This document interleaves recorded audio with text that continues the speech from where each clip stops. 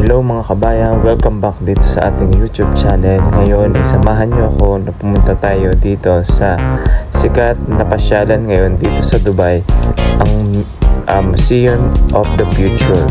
Ito ay pinatayo ni Mohammed bin Al-Rashid Al Maktoum para makita ang mga mangyayari sa hinaharap. Nakikita nyo ngayon na habang naglalakad ako, makikita nyo yung establishmento na kanyang pinagawa. Napakaganda. Ang lahat na makasulat dito sa establishmento na ito ay merong mga ibig sabihin. Siya ay nakasulat sa salitang Arabic. Napakaganda. At makikita nyo din sa harapan yung sign niya palagi, yung sign ng kanyang kamay na sign ng mga taga dito sa UAE na bilang respeto kay Mohammed bin Al-Rashid Al Maktoum. Yan, naglalakad ako dyan. Guys, mali nga pala ako ng baba dyan. Dapat kung bababa kayo, pupunta kayo dito sa Future of Museum. Doon kayo bababa sa Emirates Tower kasi meron dong tunnel na diretso na siya dyan papunta sa loob ng museum. Yan, makikita nyo. Papasok na ako dyan. Pagkapasok mo pa lang sa pinto, ma-amaze ka na sa makikita mo. Napakaganda sa loob at napakadami ding tao. Sa nga pala mga kabayan, pagpunta nyo dito sa first floor wala siyang entrance, pero kung gusto mo ma-explore yung loob, meron siyang entrance